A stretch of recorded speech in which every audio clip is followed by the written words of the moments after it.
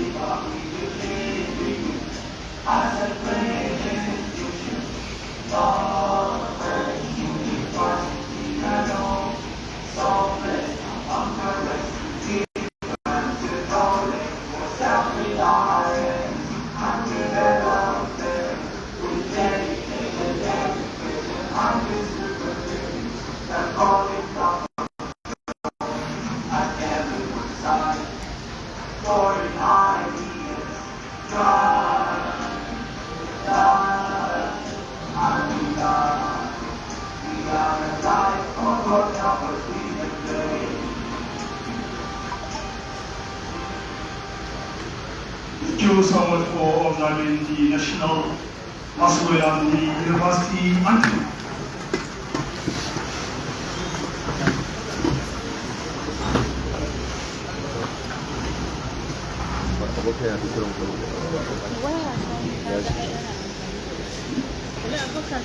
The chairman of this occasion, the Vice Chancellor of Northwest University, Kamano, Professor Motorati Kurawa, sir. Commissioner would like to invite the Northwest University Kano. National Shrine of please open this gathering with a prayer. Bismillahirrahmanirrahim.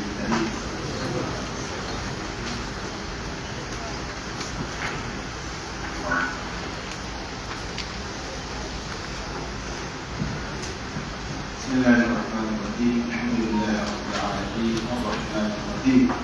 مالك يوم الدين إياك نعبد وإياك نستعين اهدنا الصراط المستقيم صراط الذين أنعمت عليهم غير المغضوب عليهم ولا الضالين آمين اللهم اجعل اجتماعنا هذا اجتماعا مرحوما ولا تفرقنا بعده تفرقا معصوما ولا تجعل فينا ولا منا ولا معنا شقيا ولا محروما صلى الله وسلم وبارك على نبينا محمد وعلى آله وصحبه وسلم تسليما سبحان ربك رب العزة عما يصفون وسلام على المرسلين الحمد لله رب العالمين. Thank you so much, Dr. Nasser, for opening the gathering with a prayer. With the permission of the chairman of this great occasion, I would like to invite the great partner of Education and Technology, Dr. Samira, please, to the high table.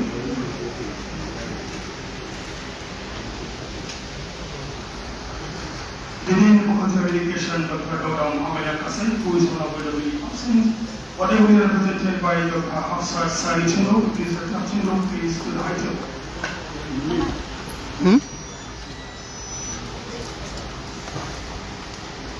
The Vice Chancellor, University Kano, Mutara Chindo.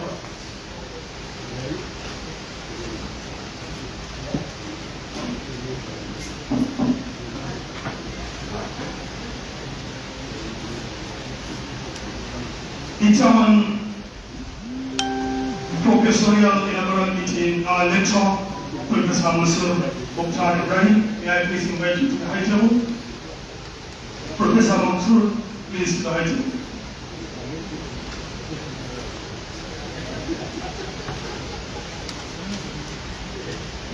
Professor Ali Ibrahim Naibi, please to the high table.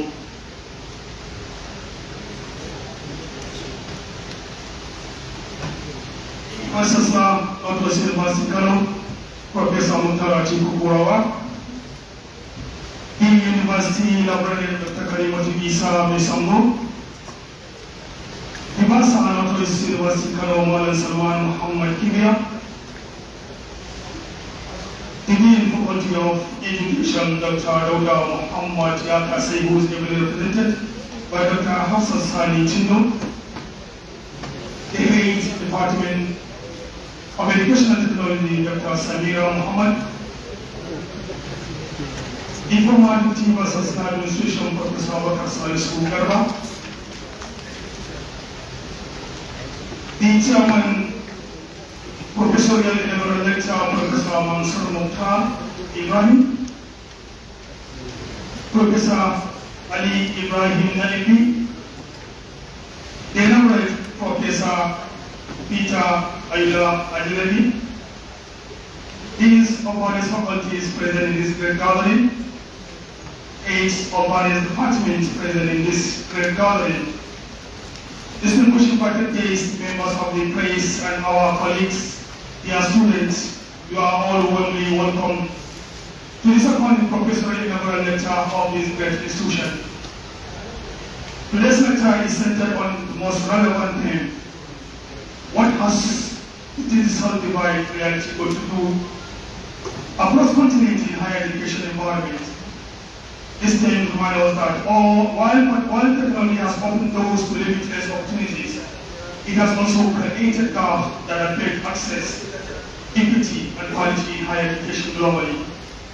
It is therefore a conversation that touches us all: academics, policymakers, students, and society at large. We are privileged to have as the inaugural Professor Peter Ayoola Ajelabi, as an accomplished scholar, a professor of educational technology, who will share his depth insights on this critical subject. We are once again welcome everyone present and invite you to engage fully as we celebrate scholarship and reflect on the future of higher education. Without more ado, the next item on the agenda is opening up proceedings by the chairman of this great occasion, who happens to be the vice chancellor of this great occasion of this great university, Professor Mukhtar Ibrahim. Without more time, I would like to invite you to the podium for the opening proceedings.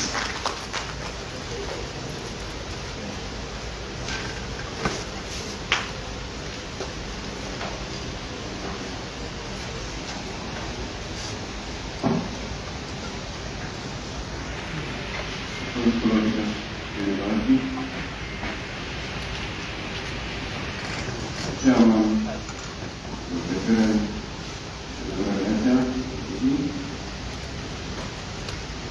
Provost, Political Science, Deans, Directors, Head of Department, family and friends of our lecturer, distinguished invited guests, other members of the university community,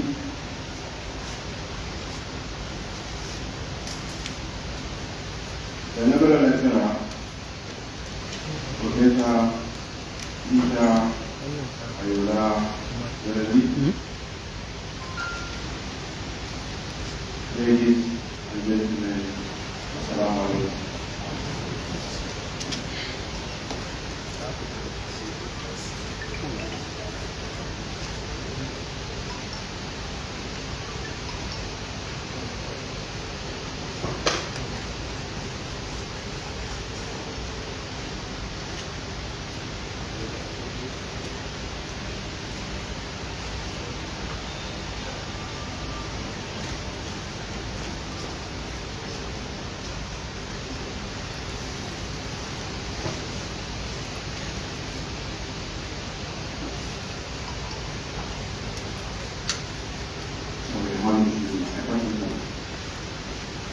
Ladies and gentlemen, assalamu alaikum. I'm pleased to welcome you all to the second professorial inaugural lecture at our prestigious Center of Learning and Knowledge University Campus. The title of this lecture, what has the digital divide reality got to do across continents in higher education, is to be presented by one of us, Professor Peter Ayoola Ajelabi, of the Department of Educational Technology, of the Faculty of Education. This lecture is the second of its kind in the 13-year history of this university and marks yet another achievement in my 5 years tenure as the third Vice Chancellor of this university. The professorial lecture is often a simple academic event where newly appointed professors have an opportunity to present an intellectual paper within his chosen area of specialization to mark the attainment of this executive position. It is a forum where the university committee listens to the lecturer, a lecture presentation, and learn from the expertise of the professor. There should be no question and answer session, no comment, and no criticism. And therefore, other distinguished guests here present. This is the norm of the professor and the lecture, and we should observe same expert judgment. Distinguished ladies and gentlemen, at the moment, Global University has more than 20 professors full-time or contract basis, as compared to only 5 when I assumed duty in 2020. It is therefore imperative for us to celebrate this achievement with more inaugural lecture presentations. I am happy to mention that very soon the university will celebrate the promotion of more academic staff to the professorial cadre, and I pray the trend will be sustained. Ladies and gentlemen, it's worthy to inform this congregation that the university has transformed in very, very ways and has registered many monumental achievements since my appointment in 2020. This includes the following: doubling the number of graduate faculty from 5 to 10, the establishment of Faculty of Law, Faculty of Computing, Faculty of Basic Clinical Sciences, Faculty of Clinical Sciences, and the Faculty of Allied Sciences. I'm happy to inform you today that the 11th faculty, like the Faculty of Communication and Media Studies, is in the pipeline. Additionally, 25 additional undergraduate programs were mounted, and all the 65 programs run by the institution are fully accredited by the National University Commission. The period also witnessed the establishment of postgraduate schools with 52 postgraduate programs running through PhD, Masters, and PhD at different people and levels. We have equally secured full accreditation for our MBS program for the medical and dental course of Nigeria. Furthermore, the university has secured approval from the National University Commission for the commencement of part-time degree in 8 different programs. The university has also secured from the Central Bank of Nigeria the construction of student hostels. We have facilitated the continuation of the entire project the focus on science and humanities in our main campus. The university has also secured an approval from the Central Bank of Nigeria for the establishment of a university-based interest-free microfinance bank, which is the first of its kind in the country. Wow. The university has also created 10 new directorates to facilitate system working in the system so that efficiency will be enhanced. The Director of Quality Assurance, Operations, Funds and Initiatives, Director of Research, Innovation Development, Director of Consulting Science and Investment, Director of Procurement, Director of Administration Human Resources, Director of Examination and Admission Records, Director of Finance and Treasury, Director of Sports, and Director of Maintenance are all examined for efficiency and the impact of our country. Furthermore, the university also established the following centers, with a center of excellence to enhance teaching and learning and research. One, the Center for Organic Research and Studies, the Center for Leadership and Good Governance, the Center for Artificial Intelligence and Robotics, Center for Research and Advisory, system focus on out-of-school tutoring, and the Center for Gender Studies and Family Development. The university further established collaboration with Near East University in Cyprus, the Russian University in Jordan, and has been listed a full member of Australia University Network in the United Kingdom. I'm happy to inform this government that all academic programs offered in this university have full accreditation status, leading to the university being ranked first by the National University Commission during one intervention investigation. Therefore, proudly consider the university as first and moving forward. All that is mentioned and other too numerous to be mentioned here are a result of a collaborative teamwork of the members of academic, non-teaching, and other supporting staff of the university. We therefore use this opportunity to thank the entire university community for the role they played in making the university what it is today.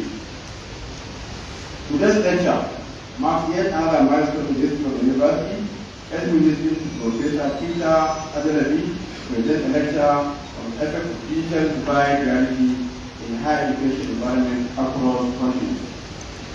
While congratulating Professor Ayoola, I want to ask other professors in the university to double their efforts in presenting their inaugural lectures and for the training and mentoring of our younger colleagues. We will also embark on a journey of converting our society into viable economic ventures and not just for academic consideration or line items in journals and conference programs. I wish audience present listening and self-learning about their particular information. Thank you. Thank you, the Vice Chancellor of Northwest University Kano, for this precise welcome address. The next item on the agenda is the introduction and inaugurates a brief biography of the Dean of Culture Communication, Dr. Dauda Muhammad Hussein, who is honorably absent but ably represented by Dr. Hafsat Sani Chindo. With the permission of the Chairman of this great occasion, sir, I would like to invite Dr. Hafsat Sani Chindo to please come forward to read the citation of Professor Peter Ayoola Ajelabi.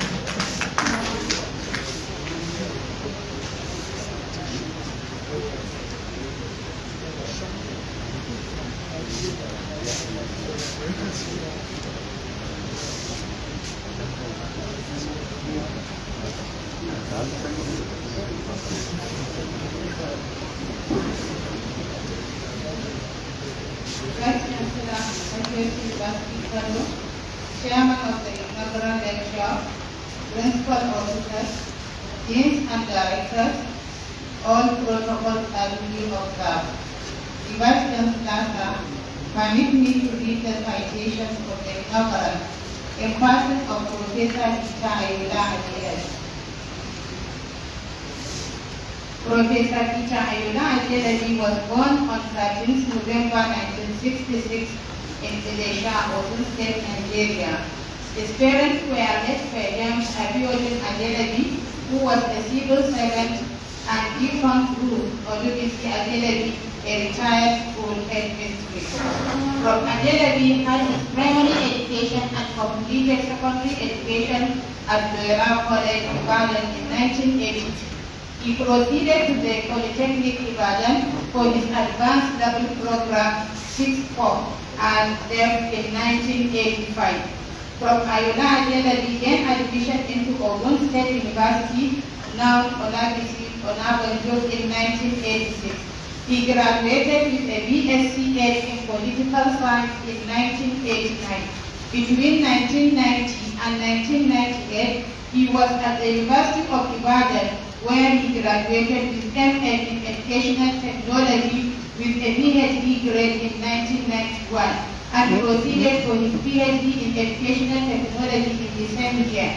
He was awarded a Doctor of Philosophy degree in Educational Technology, specializing in computer assisted instruction in 1998. Prof. Ajelabi started his academic career as a lecturer, grade 3 at Federal College of Education Technical Apoka, Yaba, Lagos in 1992.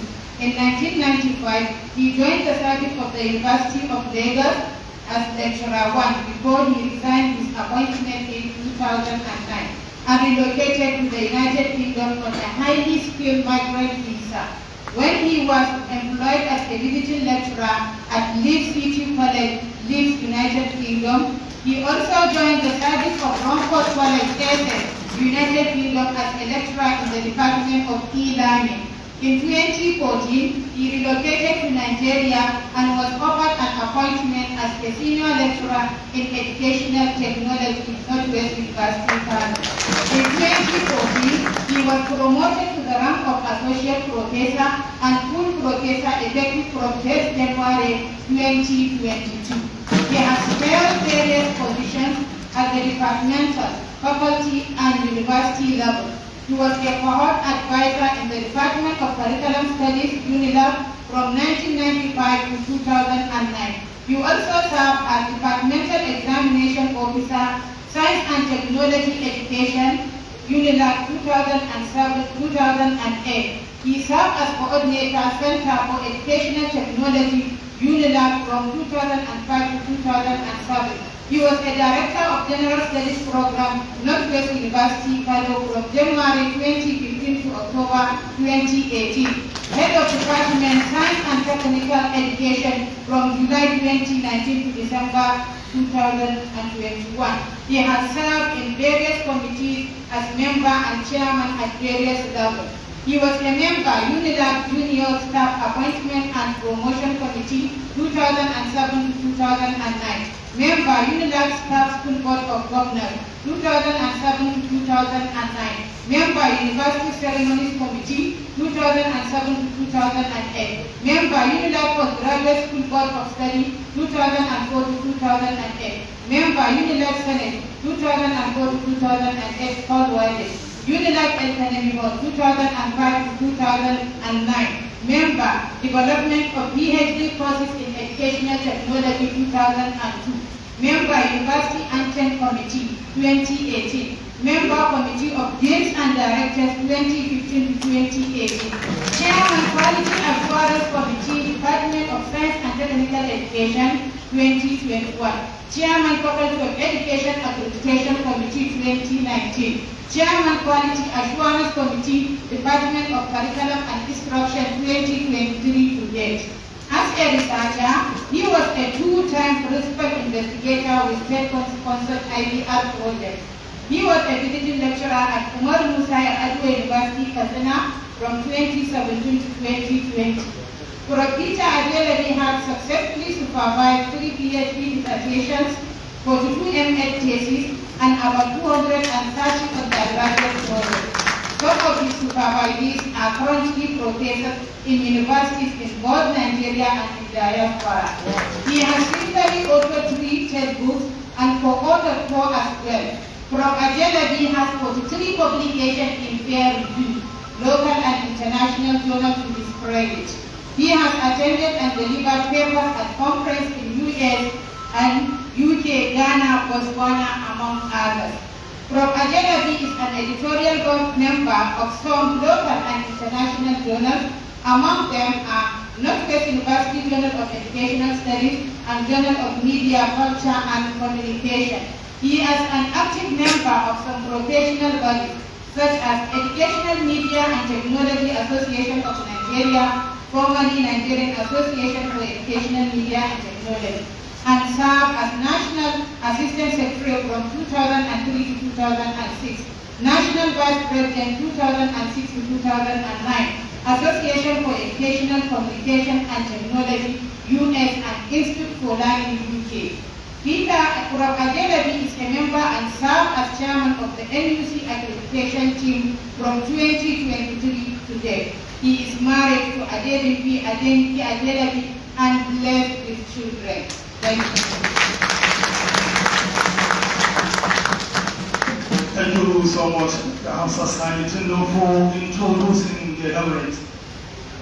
The next item on the agenda is the proper lecture. Vice Chancellor, highly weighted, highly anticipated, second university professional inaugural lecture is here.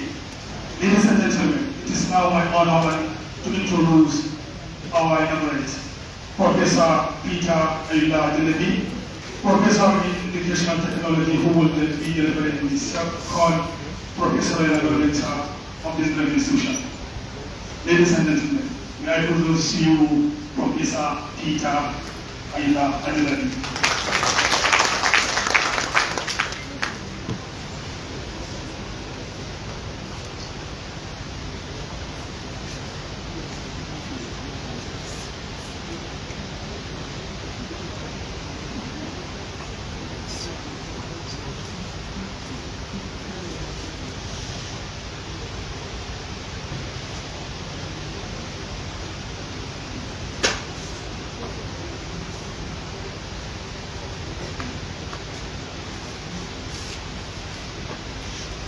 The Vice Chancellor, not the Vice Chancellor, the Deputy Vice Chancellor, Social, the Dean of the institution, represented by the Deputy Dean of the Faculty, the Registrar, the Social, the Bossa, the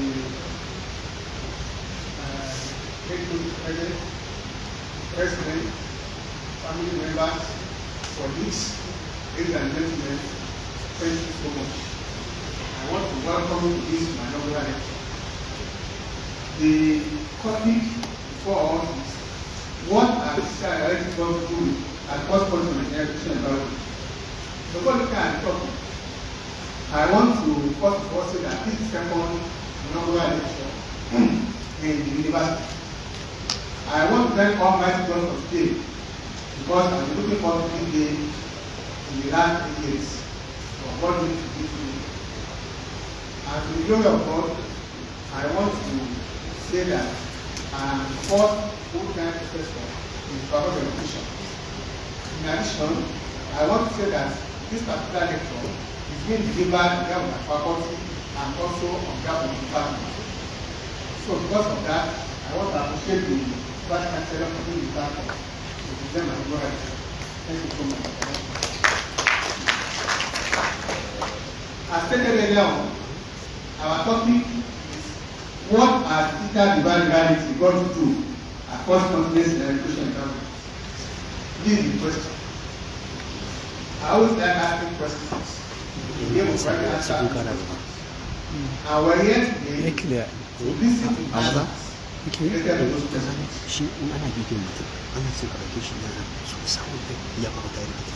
Why? Because there are so many areas to stand before. But the question back is why the choice of this topic? This topic is chosen based on my experience when I was elected in 2009. Digital divide reality was one of the challenges that I encountered when I got to the teaching environment in the United Kingdom. When I got there, I found that the African countries, including Nigeria, are far behind what's actually happening in the developed countries or in Western countries. And when I got to the classrooms, I saw myself in different environments entirely. The same experience I was having was what other colleagues who came from Ghana, Zimbabwe, Tanzania, to join the academic sector of Western world. This is because the environment happens to be new, challenging some of us, and we're not finding it easy, coping with technical devices that are supposed to be positive. So I now made up my mind that anytime I go to the development of the I'm going to examine the topic of digital divide because there's a need for us to catch up with the rest of the world. And that's why I decided to choose that topic on digital divide. Why digital technology? It is God's design that I'm going to be in this field. I never planned to be a digital technology. Right from time, what was on my mind was to be a lawyer. So, but after attempting jam 4 times, first time I failed, I did not give up. Second time, same thing. Third time, same thing. And then discovered that I'm getting old. So I said, instead of wasting my time for field law, which I know I'm not going to get admission for, not giving anything to the university. They have gave me admission for 2 science, which was against my will. But I have no option that we take that to science education. It was not as planned to education at all. I'm sure nobody else wants to be a teacher. Most of all that are teachers, we find ourselves there due to particular circumstances. Most of us want to study medicine, architecture, law, engineering, education for the field. So I now find myself in education based on circumstances at that moment. When I was in level 300, one of the courses that we are supposed to offer is audiovisual education, which is now national technology, and the compulsory course. With reference to that course, the lecturer teacher that time was Mr. Lee, now a professor. This course was very exciting, very interesting, and quite kind. And I told myself, as Ajelabi, I think it's a good area to specialize in. And right at the end, I wrote my mathematics technology in 1988 when I was in elementary. When I finished the youth service, I said to go back to university. This time I got from university. On getting the application form, by 1990, I was offered admission for LMEG National Technology. And by 1991, the glory of God, I obtained LMEG National Technology. Months after obtaining my LMEG certificate, I proceeded straight to PhD level. And to the glory of God, by 1998, August 1998, I was awarded a lot of lessons degree in National Technology. Mr. Vice Chancellor, we are going to have these lectures in two parts. The first part, we will examine briefly the concepts, the issues, and contents on digital divide. That will just expose to us what that divide is all about. But the second part, I'm going to be presenting some of my research works that I've done, either as an individual or my colleagues, some personal experiences that I've encountered, and also some challenges. And I'm focusing on two major countries, Nigeria and United Kingdom. But on most occasions, I've been referring to Nigeria as a developing country and United Kingdom as Western world. As an Asian technologist, I need to let us know what it's all about and what it's not. At the moment, there still is a misconception concerning what this discipline is all about. People misconceive technology to different things entirely. So we are going to look at what technology is not before we proceed to what it is. A lot of researchers, including some of our friends who said that Inaugural lectures some months ago, have read on this field. First of all, technology is not technology education. Up to now, people are still misconceiving technology education, and that is a misconception. Let me tell you a practical experience on this misconception. In the year 1995, I was offered employment as an assistant lecturer at University of Lagos. I got there December 1995. Around April 1996, two members of the came to meet me. They were in technology education. They said that I was not a doctor. Mr. Ayoola Ajelabi, I said we have an application for you. We are going to organize a program or a lecture for incoming students on problems and post-technology education in Nigeria. I said that's very lovely. But I said, SARS, I think I come to the wrong office. They said, no, I don't come to the wrong office. I said, I come to the wrong office. They said, no. They said, people said, gave us your name as an expert in technology education. I now have to give them an insight into what technology education is. That's not the same with that technology. But after convincing them, they refused to be convinced. And I now said, are you going to pay me? They said, yes, you are paying your cost. I said, no, why are they?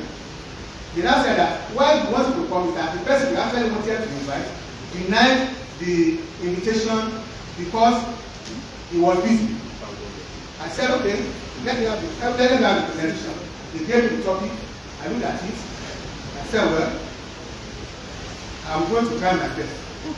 But on getting there, Mr. Vice Chancellor, I think I get the level of the I told that. Because it was malaria, but I took up the offer because something is involved. So that was a practical experience of discussion of what technology, technology. People misconceive data as technology education. Also, people misconceive national technology to So same as computer education. Computer education is not an aspect of what we do in technology, it's not an aspect of it. People also responsible for the same as distance education. Distance education is also an aspect of particular technology. And also people responsible for the same as original education. All these are because it's conception, which is not same as particular technology. Mr. Vice Chancellor, I need to say that this misconception has gone even beyond the universal environment. It has even gone to the level that the NEC is misconceiving of what that technology to the professors of computer science education. When I became the professor in 2022, I tried to register my name in the NEC so that at least they will be giving me some contracts or some consulting services related to technology. You won't believe it, I log into the portal, I could not find technology there. So I now called my police who gave the first year to go to let them know what I'm experiencing. They said, Peter, don't stress yourself. Don't go and register a professor of computer science education. They are going to belong to you. And that was that saying professor of computer science education. Because then you not to recognize professor of science technology. If you look at the LC benchmark in 2022, there was CC mass. In CC mass, the NUC tried to review some courses and also review some courses. In the CC mass, all other courses were stated there as courses. Adult education, philosophy of education, curriculum, etc. But educational technology was considered with. In other words, that means that NUC does not recognize educational technology as part of the construction. Because to the NUC, educational technology is as computer science education. This is a general misconception. So those of us that are professors, we now have to consult and write to NUC before they now decide to include that technology at the tail end or at the back of as an addendum to the NUC, NCCC mass. That's the misconception. And therefore, those are the questions affecting us as well. After looking at what that technology does, let's also look at what that technology is. And that technology is the concept and the field of specialization. That's why we are specialists. In addition, we see the development of e-learning question and research. In addition, technology are concerned with e-learning activities. How people can learn independently, how people can learn on their own, and we make learning very interesting. And we also conduct research in all those areas. In addition, technology question. When I was telling you why I developed interest in this course in 2018, I mentioned that it was from having some practical activities that was making us become innovative and creative. That was why I developed the course, and that is practical. And that technology fund is a dynamic discipline. It keeps on changing. It's not static. As that is changing, it's also changing with it. And that's why at the moment AI, which is something that we all used to, is in vogue, and most of us in technology at the moment we are specializing in AI. Because we need to change as things change. And finally, with reference to discipline, it's a concept. It's a concept that dominates the life of men and education. If you look at this particular field of child from technology, you can see that technology has two main branches. We have technology of so that's what technology is about. Use of devices, equipment, and materials to make teaching learning very easy, so as to make learning more innovative and creative to the students. So that's what that technology is all about. Mr. Vice Chancellor, the very first we need to note is digital device. That is called digital device. If you look at the information on the screen, you can see over there two types of schools. Schools with access to ICT, schools with no access to ICT. That's a digital device. A school or group of schools with ICT, those who have ICT, that's digital device. Digital device is talking about gap between regions, between nations, between demographics, or those that have access to ICT and those that do not. So, digital device talking about that with people that have to share skills and knowledge, interpretation of technology to teach and learn, and those that do not have access to it. So, in digital device, we are talking about gap between different societies, gap between pools and gaps between industrialized and developing nations. In this particular lecture, we are going to look at the gaps in these of internet and computers as it affects the nation generally. But basically, we are focused on the industrialized societies, which are the Western world and developing countries. Apart from that, we can look at that divide from the perspective of single nation states. At first, we look at it from the perspective of men, women, urban, rural, rich and poor, old and young. If you look at old and young, we see that divide as well. For those that are very young, you see that their own digital literacy level is very high. We call those ones digital natives. Whereas, in the case of old men, in their own case, most of them are not important. We call those ones digital immigrants. The man of 60, you do a professor of 70, you deal in a cabinet, you say, sorry, you just teach you what to do, and it's not very frustrating after some time. That's part of digital divide. Related to digital divide is digital learning. Mr. Vice Chancellor, we need to notice that digital learning is a practice of learning using technologies in an effective way. Our focus is on using technology in Nigeria and in other countries. Epileptic power supply is one of the things that makes people concentrated in digital learning. Because by the time you log on to your laptop, you want to key in and maybe study a particular topic online. You will not get power to charge your mobile phone laptop concentrated. Or on the other hand, you are trying to do some things on the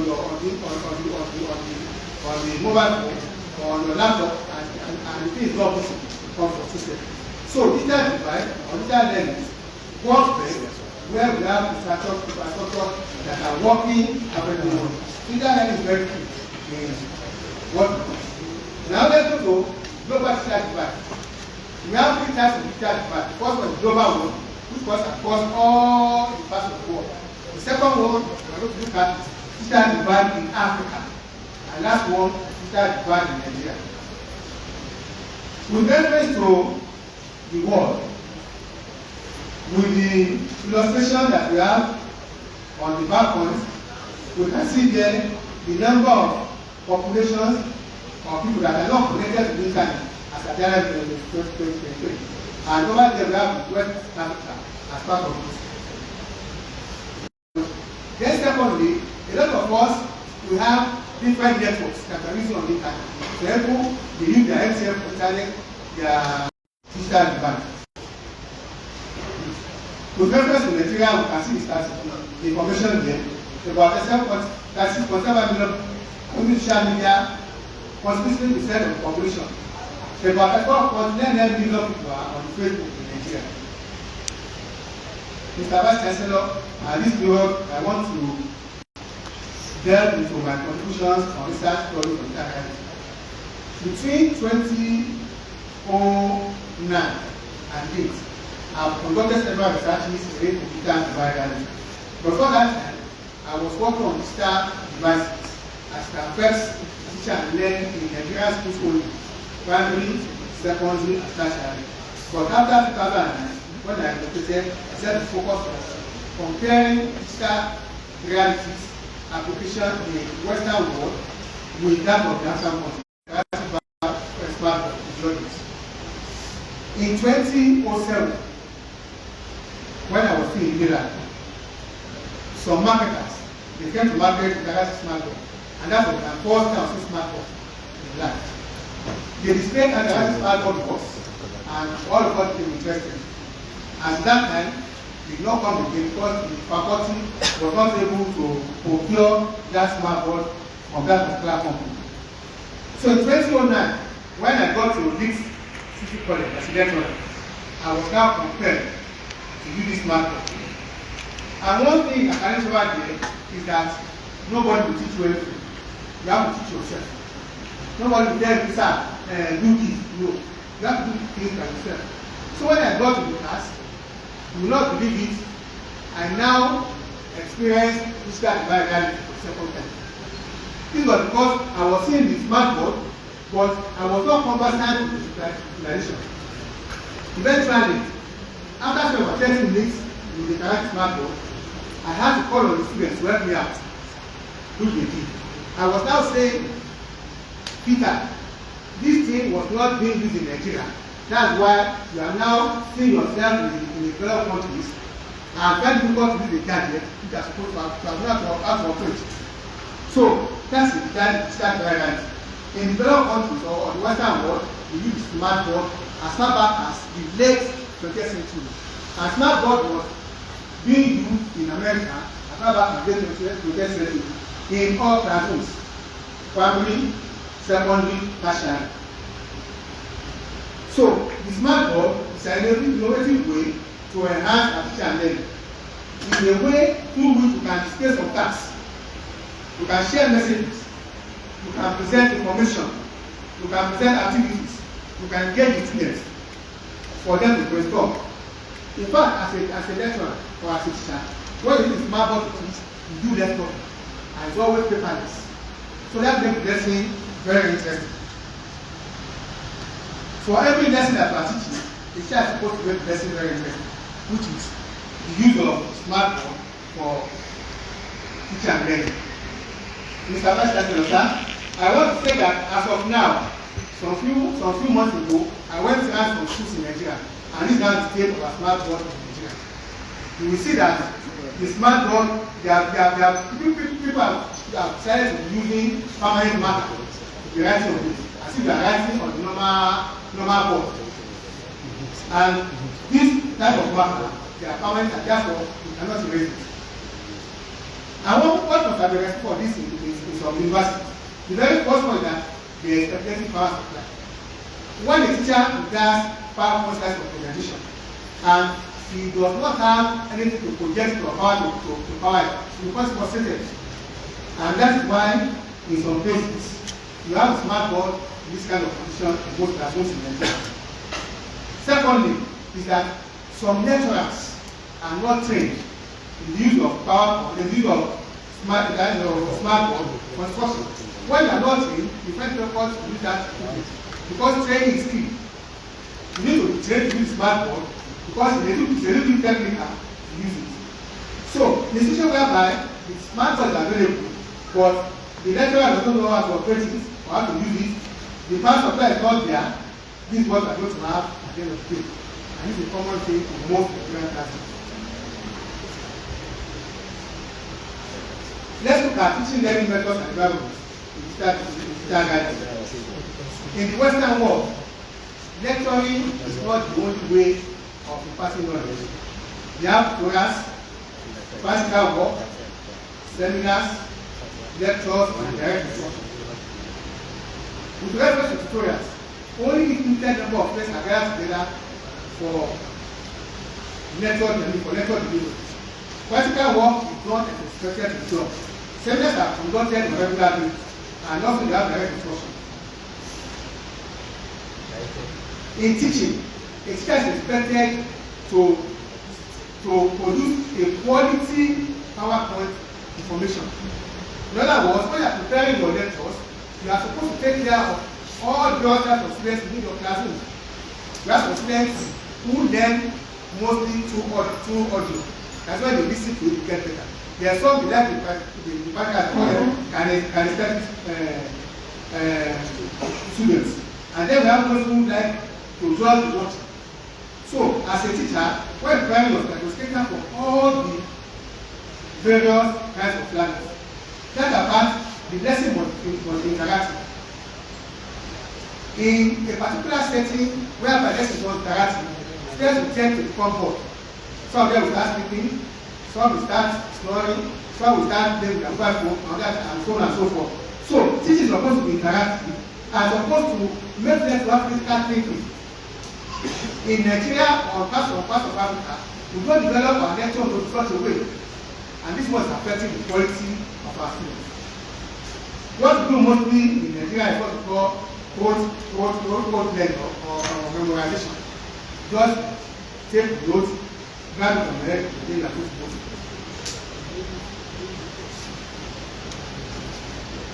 As teachers, at the moment there are so many digital learning platforms that we go to give. Zoom is a very common one. Google Meet, Google thing to measure for the field. But there are some challenges when it comes to digital platforms in Nigeria.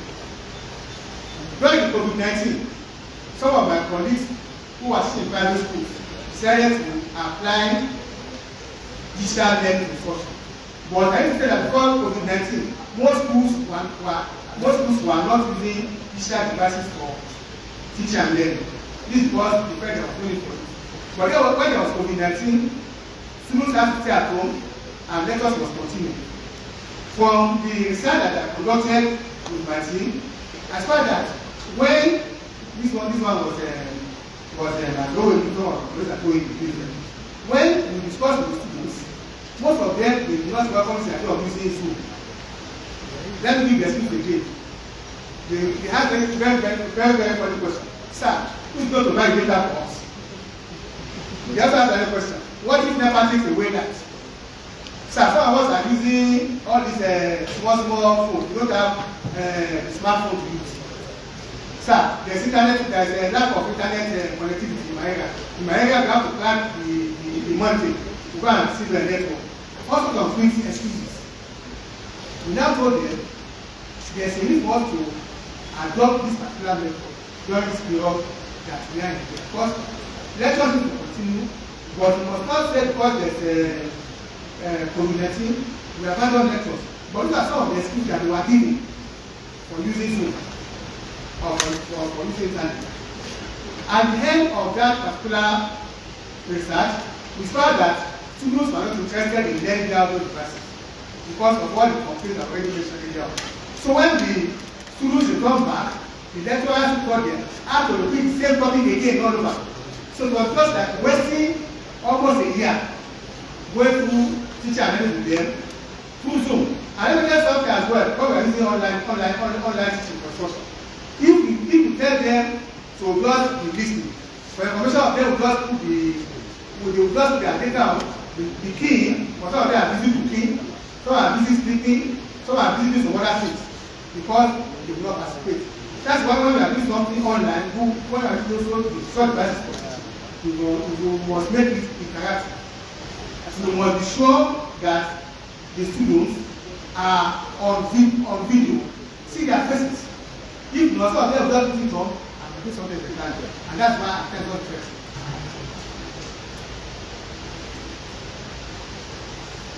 Mr. Vice Chancellor, I want to say at this way that when I got to UK in 2010, this time around, I had to conduct a research on digital challenges facing international students. This national I'm talking about, they are the students who came from developing countries to UK to study for the first time. They came from UK to study for the very first time. And in that particular research, myself and my team, we worked on such challenges facing international students in the United Kingdom. We used just one university for that work. And the university is based in Yorkshire.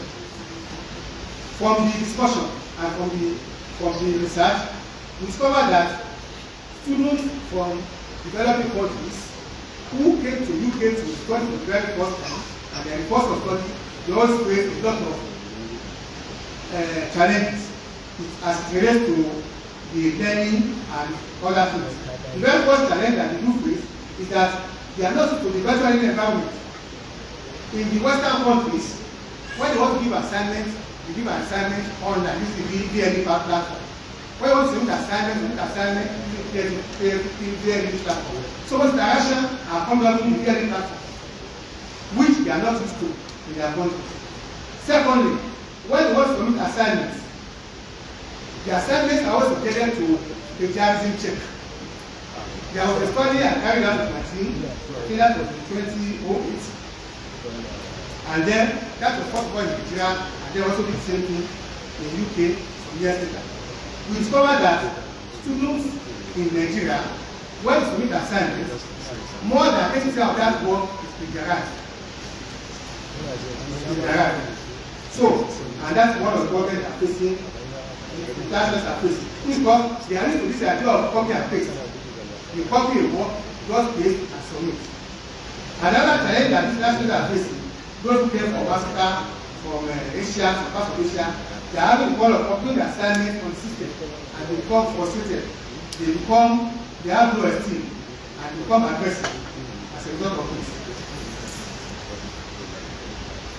In assignment submission, the digital divide. When submitting assignments, everything is supposed to be through the VN, University Portal. That's where you submit the assignment. So they are not really computer literate. You will find people called submitting assignments. And when you are submitting assignments, the assignment is programmed such a way that I think the assignment is submitted 11:59 on 29th September. The moment it is 11:29 September and you are not uploading your assignments, everything goes in. Unlike in developing countries, students will assignment like this, sir, take paper, they give us paper. And in the course of giving you paper where they upload the assignment, tests are very high that we lose those papers. At times of them give me the assignment of the sir, please I didn't submit my assignment last week. Please take it, I'll take it. And on when they are going to make this office, mistakenly I put on the office, by the time I'm leaving, I will have forgotten the assignment there. At the end of the day, still may start the problem having an accurate assessment. But when the assignment is submitted through the portal, the assignment is there and on the graded latest 2 weeks of submission. So, with that, it's impossible for a student to say, I have not gotten an assignment. And feedback is also that part of the digital reality. There must be feedback on assignments when it's submitted. Here in Africa, as a part of the development countries, some teachers don't give feedback to their students for performance. Students have the right to challenge the grade and do what they do. Students have the right to say, sir, this thing that you say is wrong there, is right.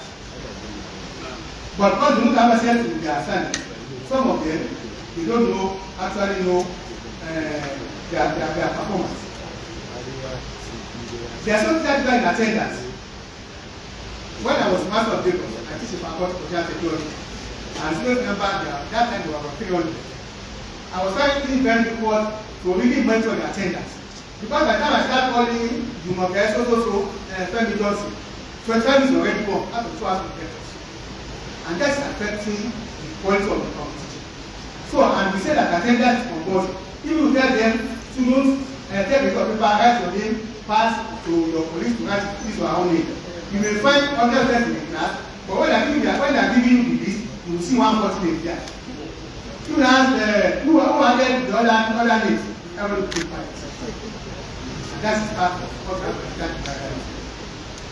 In the advanced countries, when you have a large number of them, you can just use your thumb to sign in and it's registered. And on most occasions, the moment you come in, your attendance will be taken automatically digitally and it affects the way attendance is being monitored. You don't take attendance manually. So I think it's high time that we also in developing countries first are going to take attendance manually because it has not been really productive, especially when I teach a very large class. If I teach about 1,000 students now, as an example, how do I take attendance manually? And the universities have that what means 70 attendance. So when I have all that students in class and they must meet the criteria for the attendance, how do I start calling 1,000 names in each one's lecture? And that's why it's need for us to move from manual way of having lectures and attendance to digital mode. Quality assurance. Quality assurance is key. Quality assurance is key. And with reference to Nigeria, the NEC goes around both times to ensure quality assurance. Although some faculties, departments, and universities have their own quality assurance units. With reference to quality assurance in developed countries, the teaching staff must be highly qualified. All my employees, you must be adequately qualified. In other words, you must meet the actual standard, meet all the criteria for appointment. Also, in teaching method, you must be able to advance your method such a way that you vary your method. You just don't come and use only one method. You are supposed to use variety of methods in delivering your message. That's why you can use online teaching or blended method of teaching to conduct your message. Then there must be what's called learn of student tracking system. In the learn of student tracking system, what they do there is that they ensure that teachers meet some criteria. They will look at how you teach in class, your performance in terms of communicating with students. They will look at how you utilize the guidance for instruction to make your lesson very important. And if you don't meet the criteria, they will give that lecturer the opportunity to improve. Because of send the person for training. If you are sent for training and there's no improvement, they will still advise to go for a training the second time. After a long time, you cannot put strategy and be advanced to find your way. A lot of lecturers are finding their way out after the third attempt. But here in Nigeria, or in Africa, you see us saying, no, I cannot go away. I'll look for somebody who will take an appointment here and go and get the visit from Nigeria. Now, to divine reality, there are some things we need to look at sort of divine reality. The first one is resources. The first to believe. The resources is very key to believe. You go to the advanced countries, they have all the resources in place. All the resources are in place for them. And that's why when you want to go to school in advanced countries, they are always eager to go to the class. The anxiety is there. They are very anxious to go to school because they are already there. You see some of our students, now when they want to go to school here, the boys in particular, you see them carrying only their mobile phones and maybe a size book of 200 naira. They hold like this in their pocket and start going to school. What have they done? What have they done to them? Nothing much. And unfortunately, because they are not available to really help them out. Then the other one is the engagement. The engagement. You look at all those ones down, and then outcomes. You look at that down as well, and then the environment. You look at all these ones very soon. Now this is the resources now. Extra resources in the university. In all books must be available for you to deliver. The resources are not only supposed to be physical, they are also supposed to be virtual as well.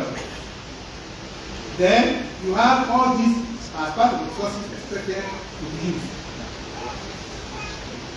So now in case of engagement, look at specific direction. The NBC has already told us what the direction is supposed to be. But one thing about that, most universities are not complying with this NBC student direction. And that's why we have to ask every year, clamoring for EAA, and academic allowance.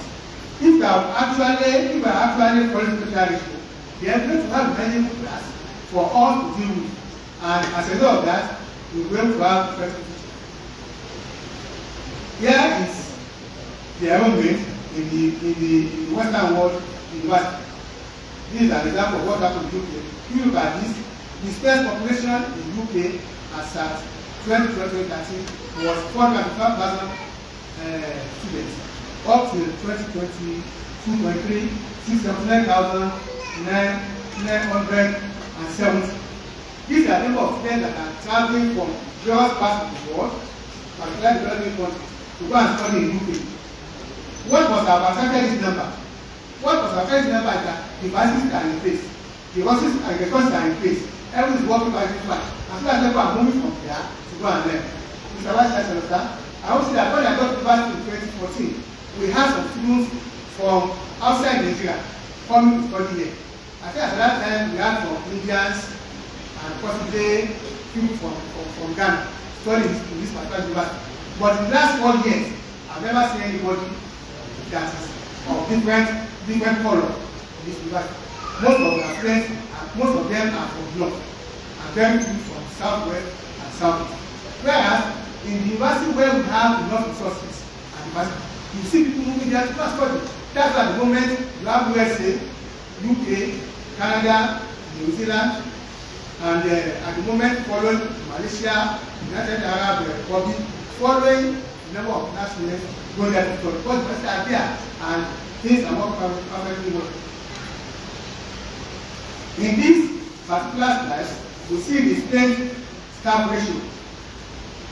If you look at this particular slide, in a particular university, you have out of 3 students to, three staff to 1 student.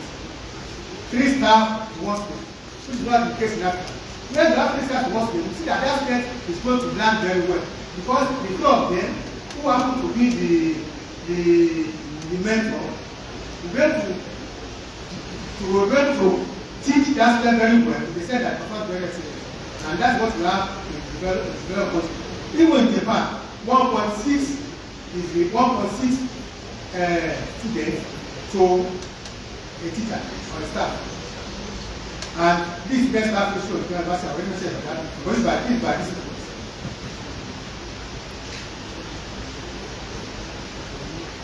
The Nigerian environment.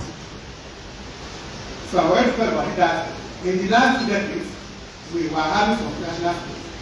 Mr. Vice Chancellor, as at year 2019, we were having one institution in Nigeria. Out of these schools that we have in Nigeria, only 1,086 were foreigners. In the middle of Nigeria University, 1,056. Compared to UK, where we are having 407,000, just look at the imagine. And as at that period, we were having 0.29 in polytechnics and 0.04 in price education. That is that foreigners are not interested in post-graduate education. Also, foreigners are not interested in coming to polytechnics. And those that actually are just not to the grant to land are 1,056 in all. And that is affecting our productivity and our learning as well. Let's look at staff. A university is supposed to entice staff from various boards. In this university, as an example, we have some people who are non-Nigerians teaching here. A university is supposed to have people from various parts of the world coming to teach. This is because it is part of what they normally use for university ranking. In the whole of Nigeria, there are 474 academic staff out of the 6,604. And those that are academic staff, they are 0.008%. That's in the university. And 1.64 in polytechnics, and 0.18 in education. To show that people are not willing to come here. Why are you not willing to come here to come and teach? Number one, a lecturer is used to using technology to teach in maybe in US, now come to Nigeria to come and grant me permanent mark. You will come frustrated because it's not just that. People students are not coming here to also that because of students are not used to writing assignments on a sheet of paper or typing something and looking for lecturers about the understanding. The fact to use the BNP to submit that. So all those schools are not attracting students and staff to come and study in Nigeria university. What is the state of our classroom in Nigeria? This is how they are got technology in teaching in Western world Ethiopia. If you look at this screen, you will see that we have a large class, but they were able to utilize technology devices very well. You see the very big screen, projectors all around, and you are finding the lesson very interesting. This is what happened in the Western world environment. But let's look at the Nigerian case. Look at the students. So many of them, some of them are even tired and very unhappy because of the environment. And in most situations, when you have a teacher teaching that class in the classroom, what you do most is just to use the public address system to teach them. And when you use public address to teach them, at times the public address system develops when you finish the class. On some occasions, I got to the class here in Nigeria. Before I finish my 2-hour lecture, the battery of the microphone would have built up or packed up. I will now be forced to be shouting for some of them to work at which is very frustrating. Very frustrating. So this is how of teaching that class is of the classroom. Also, let's look at assessment now. In assessment, we see here, especially in Nigeria, look at the number of tests, writing tests. We have only one or two papers assessing all those class numbers. And that's why in Nigeria, when we do assessment, we are not assessing to really help the students, we always assess to catch people that will cheat. Throughout my stay in UK, we never had any case of examination misconduct. This is because what you want to cheat for? You don't need to cheat. This is number one. There are so many people watching you. Then secondly, the questions are practical in nature. So it's not a case of that real question. I think just memorize and then you don't copy. No. So they are not interested in cheating. So with this now, you will see that it will encourage cheating because the number of legislators, they are far below the council expected for those that assess it. Also, some universities they will say ratio of lecturer and of invigilator to students to 1 to 50. But some cases we have 1 to 100, 1 to 150. Still on inflation. In some developed countries, what can create the hospitality? Because for that classes, they use CBT. Mr. Vice Chancellor, I want to put that our GSP countries, please, and from their session, let us adopt CBT. Those that are managing the GSP classes, okay, I was director before, we are not finding it easy managing the students during the exams because it is very expensive producing maybe 2,000 copies of papers. From CBT, you can have people back on their computer, you can allow them to sit in back and draw the regulated before so on spot. So the need for a CBT to be adopted for conducting exams in most classes in Nigerian schools. Secondly, there's a need to use CCTV camera installed in the examinations. When we have camera examinations, you don't need to have maybe 4 or 5 invigilators. Only one network is okay for invigilation. The network does it, be watching the screen, and then to defend that we are being watched, we will not be able to tell them to cheat. So that's why we need that facilities for our invigilation. Then we can also use what called metal detectors when the process is going. Then we can also use metal detectors. Then post-clear jammer is also very important when we are invigilating. Plagiarism. This plagiarism is a very main issue in academics. A lot of staff have lost their job due to plagiarism. A lot of students have been suspended due to plagiarism. With reference to developing countries, we are supposed to be using plagiarism detection software to check for plagiarized work. The most common one is Solidity. In 2010, myself and my team, we conducted a research of plagiarism detection software. We gave them assignments. After doing them assignments, although what I was teaching them was the teaching in lifelong learning sector, my students were actually those that were from Africa. Most of them were just in Africa. But when they can teach in UK, we have to train them to teach in the UK way. So they are supposed to come for a 1-year program, which is something like EGD, for them to be able to know how to teach in UK. When they came, we told them from those concerning the system. We are going there that then you have to make the work creative and innovative. Don't go and do copy and paste or go and do something assignment. In the study that we conducted, I think about 20 years before, there was a case of some students, after doing the assignment, we subjected the assignment quality, and for 4 students discovered that the students had plagiarized another person's work that was submitted for 4 years ago, and we were shocked. And quality will tell the source of information and where that work is taken from. So this quality, as a software, detected where that work was plagiarized from. For the one teacher at the moment, we notice that when you give them assignments here now, you only that change just the registration number and the name. All of these are the same. All of the training, you give them assignment, all these are the same, except the registration number and the name. And that's why some of us became discouraged for giving students assignment. But we can do some other options that make giving assignments more valuable. We shall divide the generalization. I want to say that some of these are simply in Nigeria show that we are not yet digital.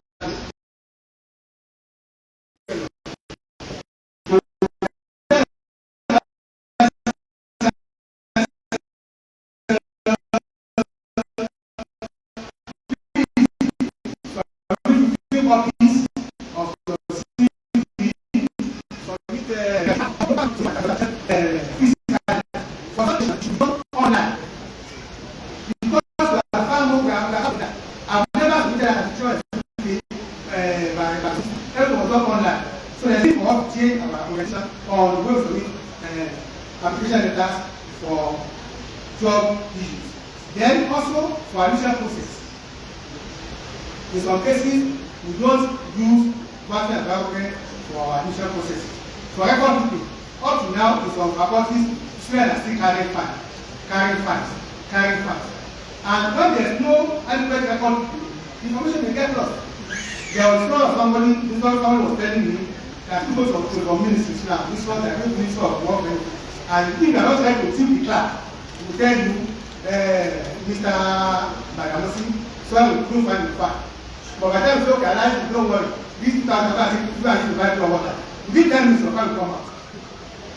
This is because the record keeping has not been properly documented. If the record is online or is within a particular system, there's no other way to say, I'm keeping your file, but don't keep it. So we need to do that as well. Then, also in administration, we need a system whereby select and register fees online.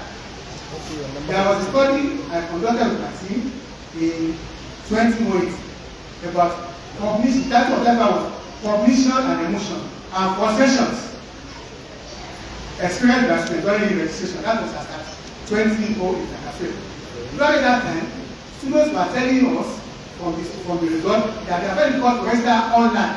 This is because by the time they get to the cafe, number one, the cell will refuse to put. Number two, instead of start booting, it will start dancing on the same spot. Dancing on the same spot. After 5 minutes, never will take away that. You have to start all of it. And in some cases, when they are about to upload an important information, the information will not go. Or when you want to download, the download at times take almost 10 minutes. All those things are frustrating. They are very, very frustrating. So we need to improve on our application of devices in general administration. Even when it comes to clear evidence of transition, when there's call for clear evidence of transition, they are supposed to be carrying forward from the physical department to works, to department, to the registry, to get clear. They're supposed to always work online. And same cycle of that. When parents certificates are ready, let them collect certificates online. Don't let them risk coming to Nigeria or coming to Canada and all these are supposed to be done online. So we can do that right and take development. Number one, we can adopt verbal networks, which is very key to build the reality. Then we can collaborate with philanthropy partners that are ready. Let them subsidize most of the things that are making life difficult for people to come with the chance of adoption of online. Then they say to reduce the partner services to make it available to grow on it. As I said 15, people go to Finland, people don't buy data. They don't buy data. What they buy is food. They buy food because data is good for everybody. But here in Nigeria, you have to stop to buy food. So we should be looking towards having data food for all landers. And then let them now look for how to get a higher speed to pay for. So what's the impact of that development on the system? Number one, the first slide, attend the economy. Without digital improvement, our economy cannot progress. And that's why we need to ensure that we also part of the rest of the world. In addition, digital device penetration is important so that we can move to the rest of the world. What we are seeing here, we are still behind. They are going to catch up the rest of the world. If we don't catch up the rest of the world, by the time they are pushing one thing, that's why we are standing at home. And that is affecting us as well. So we need to build the digital device so that we will solve some of these problems in society. Mr. Vice Chancellor, at this moment, I want to look at some of the start knowledge of digital device. The very first one is that great social dynamic. Social dynamic. In digital device, when the answer is not good for them, it makes it to become not great to another. Let me give us a true life story. When I was young, in the very way I live, there are some students, they normally want them to go to school the way they are still on screen. The father will carry the front, the mother and back, and start dragging the boy to school. Why is dragging the boy to school? Because the boy is going to keep on reciting what they have learned throughout the day. In some of this kind of school, what they learn is Ahaja, Libata, for almost 1 month. So they have not been to school. In addition, when you have something like this, students are not really gaining anything. When a state knows that it's going to be a place to go and learn with different types of devices, we will be willing to go to the school and go and learn. In conclusion, Mr. Vice Chancellor, I want to say that there is a strong link between the level of technology application to instruction and student interest toward learning. There's a link between the two. And then, I believe that nobody is mentally unstable or job into the appropriate learning environment. Recommendations. Number one, we must be ready for the month-end as an institution. Then we to continue our CPC, continue capacity building, our academic staff and academic staff. Then our institution should start to fully compliant. Competence test in computer skills as a registered verification and mission. This is because in some cases, students find it difficult to cope when they go to postgraduate schools in other parts of the world. Mr. Vice Chancellor, I want to first of all thank Almighty God, my creator, my Alpha and Omega, for making it possible for me to get the university. It is by God's will that I happen to attain the peak of my career. I give glory to Him. His name is good. I also want to thank you, Mr. Vice Chancellor and Chairman, for your support. I've been here now for almost over 10 years. In fact, Vice Chancellor has given me support since well. I thank you, sir. The same with management as well. In addition, I want to appreciate my mentors, those who taught me in the university. I need to mention again Professor Ayoola who was my PhD supervisor. I need to mention Professor Dan Baloo and other people. In addition, I need to also thank my colleagues over here. My colleagues in the University of Lagos and my colleagues also in the University. I must not forget to appreciate my staff or my colleagues in Faculty of Education. Most of them are so helpful. When my faculty work as a team, I appreciate of you for your support and for your cooperation as well. This work that I've done, I need to say a very thank you to my team of editors. Notably, Professor Larry, I know, Professor Ayoola, Dr. Frank, as well as my wife, who is also part of the editor as well, and some other who also supported me in the writing. Furthermore, I need to thank my professional colleagues whom we normally meet at conferences, Professor Larry, Professor Robert, and other people that I need to mention. Also, I thank my previous member and because in the past, that I'm presently now, for always supporting and cooperating with me. And I thank my friends and acquaintances. I must say that my friends who are here today, I appreciate them. I thank Professor Spa, who traveled away from no states to be here. Thank you so much, sir. I thank Professor Ibrahim from Ishola, thank you. From Sri Lanka University for also coming here all the way from Sri Lanka. I also appreciate Dr. Wahab from Kano, as well as my in-law in court, Professor Janadi, also from Jigawa. Thank you so much for coming here. I also need to appreciate some people as well. I thank this man of God. His name is late Professor, academics. Late Pastor Ayoola Ajelabi.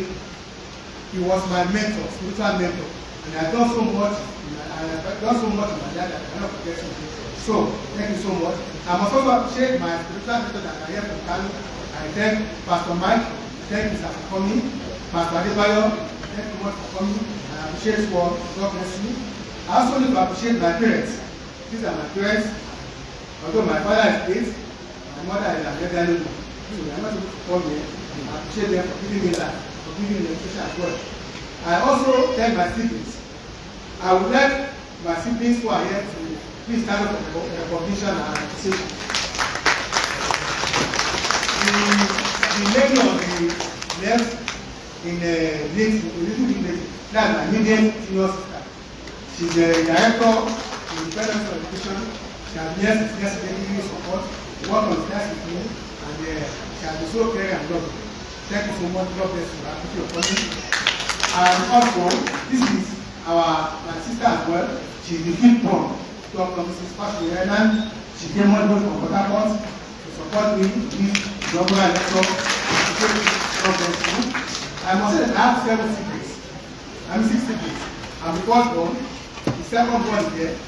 Our third born is on a very absent.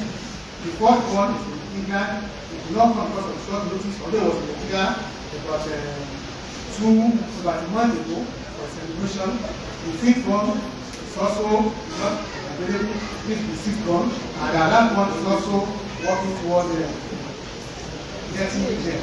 Mr. Vice Chancellor, I need to appreciate my immediate family. Please, can I have permission for my wife to stand up for special recognition? Mr. Mashello, here is my beautiful wife, sweet 16.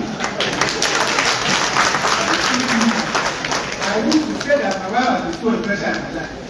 When I was going to UK in 2009, he said, Peter, you have done a lot of things that go to UK.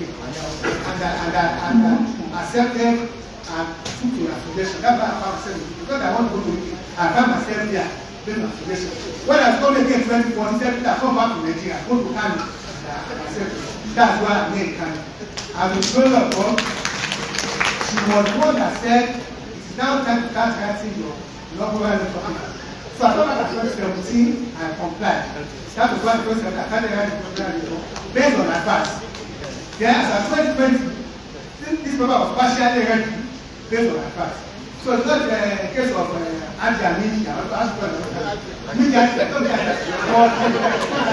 it's the law and I respect. And that's my wife for taking all the suggestions and advice. So she has been so wonderful. Although she's not an academic, but most of these works that I did, we did together. On most occasions, go to America together for conferences, to present papers. She's a non-academic, but she has herself position to her credit. And most of the publications are well done. Thank you so much. Mr. Ambassador, I want to recognize my son. My son will be in Kano now for some time. He just wants to come and see Kano environment. So we've been together for some months. It has been so wonderful. And thank you so much for understanding. My parents, my family is commended because I had to stay around. And I want to thank the past chancellors and also our past chancellors. Because the time I'm in Kano and there's nothing more to do. You say that go and meet your family in Lagos or wherever they are. And there was without attend for weeks or for months I was still there. I appreciate you for what I've done. Ladies and gentlemen, at this period, I want to thank everybody for your support. I want to thank those that are joining us online for listening. I want to appreciate all those that are also here physically. Please, I'm very sorry to have not mentioned some names because it's not going to mention anybody here within the in-depth time. But I'm not for coming. God bless you all. For you that have joined us online, I say thank you as well. God bless you. I think my head told me. Okay, my head told me. Muna Nari. We are together. So that's not going to see myself and I said, Muna Nari. That's what I said. Thank you so much for how you are supporting me with academic career. My dean in absentia, the deputy, my dean is so supportive. I appreciate you for that. And finally, my second and time Professor Adiza, Dean of the Transport. Thank you all for coming out. God bless you all. Thank you so much.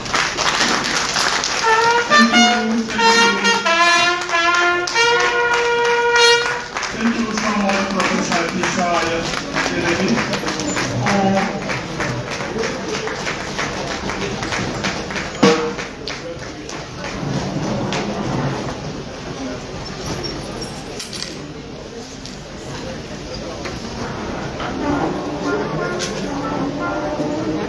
Thank you so much, Professor Ayoola Ajelabi, for wonderfully correcting your own presentation in the manner that suits the theme of your presentation.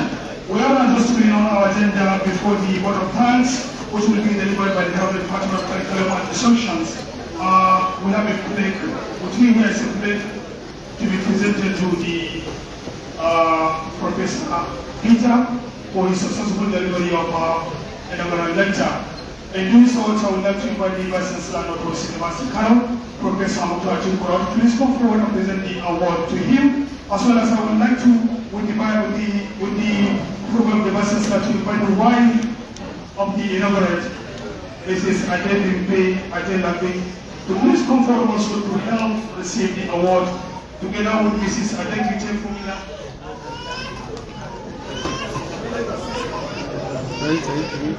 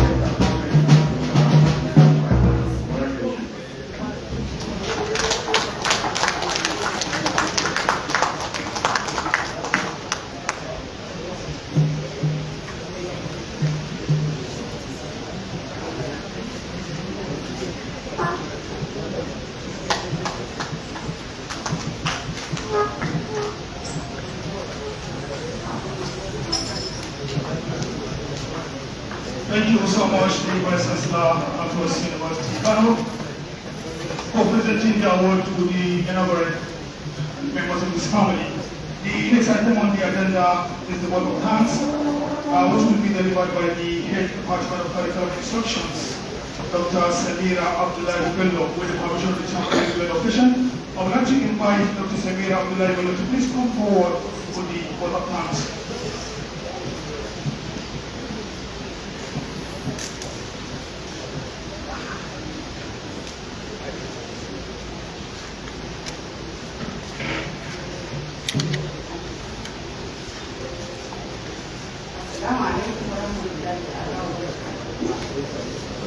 Distinguished Vice Chancellor, Chairman and members of the Inaugural Lecture Committee, Deputy Vice Chancellor in absentia, University Registrar in absentia for national assignment, the principal officers, the professors, dean of the first faculty, the deans, directors, head of departments, dedicated members of the Department of Curriculum and Instruction, members of the university community, the invited guests, online participants from Nigeria and abroad, the press, students of Northwest University Kano, and the rest supporting staff. I am deeply delighted to extend my vote of thanks to a team of erudite scholars of such caliber. The Vice Chancellor of our rapidly and positively growing university, Professor Mutaku, deserves special commendation for serious efforts in raising the issues of the language. This is conspicuously manifested in the Department of Curriculum and Instruction, where there is very successful inaugural lecture for the university. So I want to acknowledge that the tremendous success of the organization, academic shape, is made possible by the solid support of the Vice Chancellor, the Registrar, the Dean, and all other principal officers of our great university. So the members of the inaugural lecture committee and the resident staff of our faculty and department equally deserve commendation for their hard work and steady commitment, which has brought this faculty and department to where we are today. So we took the second step in presenting an inaugural lecture, and we are working towards the third very soon program. May Almighty Allah subhanahu wa ta'ala bring more success to the governing council of the university, the Senate, the Faculty of Education, and indeed our growing Department of Education and Research. So congratulations once again to the presenter and his family. And I wish you all a safe journey to your respective destinations. Thank you so much. Thank you very much, the Head Department of Curriculum and Instructions, Northwest University Kano, Dr. Samira Abdullahi Bello for delivering the vote of thanks. Dear Chancellor, we have come to the end of this great gathering. With your permission, I would like to invite Dr. Saeed Imam, former Head Department of Arabic Studies, Northwest University Kano, to close this gathering with a prayer, after which the national anthem as well as the university anthem will be taken. Thank you so much.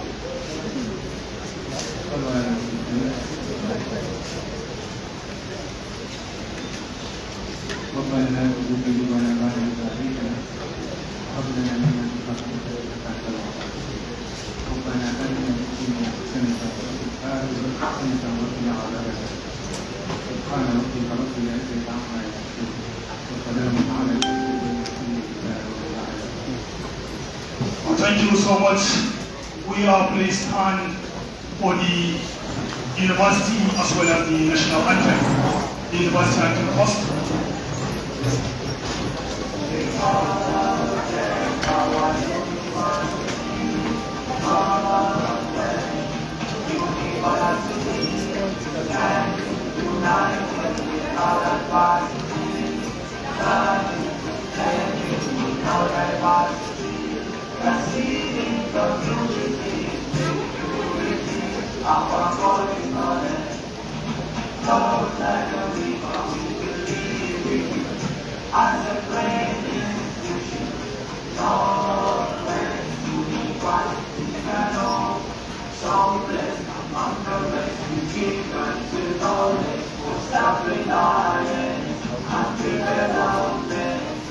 Dedication, education, and this is the beginning. The Lord is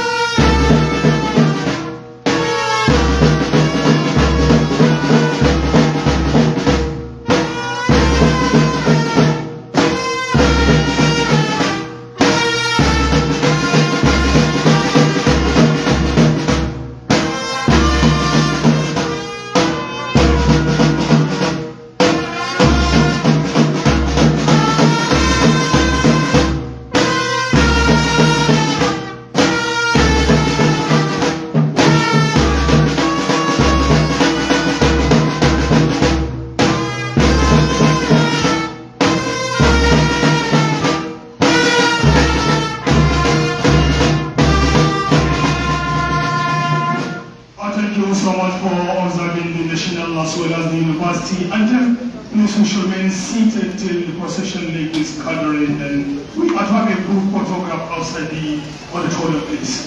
Thank you so much.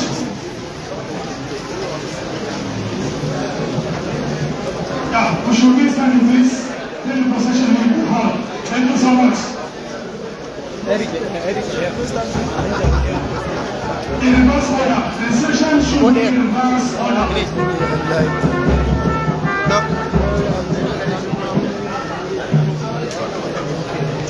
Tunda muna karɓo ba mu garba damuwa ni wala damuwa ana biya ba matsala inda ne muna son kuɗi mu ana ba mu sai shi ok tana silent ne ba ok abun waye amma gaskiya ta gaya mu